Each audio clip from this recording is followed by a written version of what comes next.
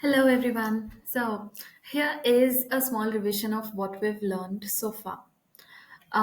We've learned about how Google Ads work. If you remember, it all starts with someone like you or I when we decide to search for something on Google in order to buy it. Now, it all starts with a simple Google search that shows all the relevant results. Correct? You go to the Google search page and you type in something that you want to search, and then it shows all these results. Now, what is that search called when you type in something? Let's say you type in buy a peanut butter, or buy 2 kgs of peanut butter. Now, that phrase that you typed in is called a keyword. It is, in short, a keyword is simply what a user types in a Google search bar. Now, once a user types something in the Google search bar, you see a lot of results, correct? But not every result is at the top of the search engine page. And we as users, we usually stick to the top three or four. Maybe you'll scroll down to at least like half of the page, maybe just to see what sort of results have come in. But do you scroll down further or maybe just even go to the next page? No, we don't, right? We just stick to the first half of the page. And we usually focus on what has come at the very top. How do we as advertisers or as digital marketers, how do we ensure that we are on the top of the page? There are two ways to get this thing done. One is by search engine optimization or SEO, and the other is through Google Ads. Search engine optimization is a or SEO is a complex method of ranking your page on Google. This involves very heavy content writing. It involves identifying the right keywords, including them in your blogs or the content on your website. It also involves having a good set of backlinks. And this process can take a lot of time, sometimes as long as 8 to 9 months for you to see results. But Google Ads, on the other hand, is faster. You pay Google in order to show your web pages on top of Google Ads. That means, let's say that you want your result to be on the top of Google search engine page. When a user is searching for a keyword, you pay Google in order for the other person to click on your ads. Remember, I told you that you pay Google only when a user clicks on your ads. The same concept applies here. But if you think, there could be thousands of other competitors who might also pay Google in order to show up, correct? You must not be the only one in this business. You would have thousands of other competitors. What if they all decide to pay Google in order to show up in the first place? Then who gets the place at the top? Let me tell you what exactly happens in the back end.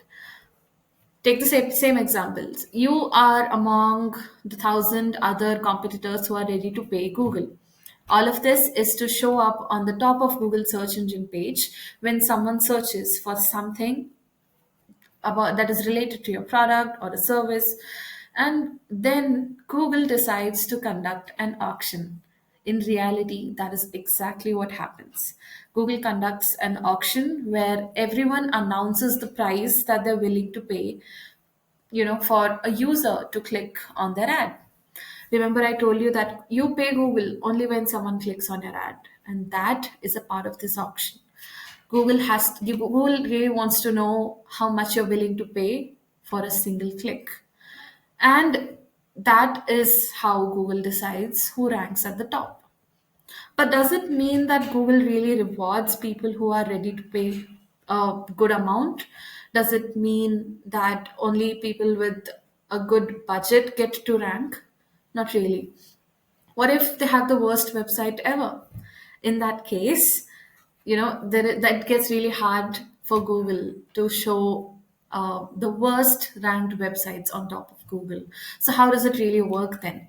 Along with the budget that a user is willing to pay to rank, Google also looks at how good your website is and how good your ads are. Basically, it tries to see how relevant your ad is to what the user is searching.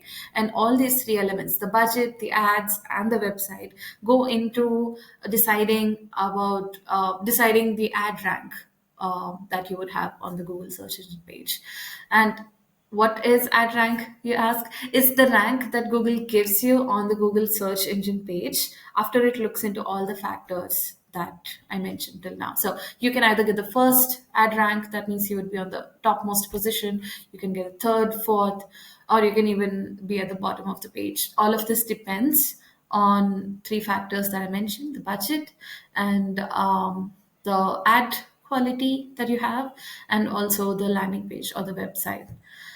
Now, you know how Google really works. So let's start into looking into what you need to get started. First things foremost, you need a website. When a user clicks on your ad, they have to go somewhere, correct? And Google lets you advertise only when you have a website, because when a user clicks on your ads, they have to land on your website. And if you remember, that website is also also takes part in deciding your ad rank. So without a website, you cannot really advertise on Google Ads. So first and foremost, you need a really good website. The second thing is Google Ads account. You need to set up a Google Ads account in order to create a campaign. That's where all the backend work happens. So once you have these two, I think you're ready to go. There are many more other tools that go into making a perfect campaign, but we'll get to that later. In the next video, we'll dive into the Google Ads dashboard.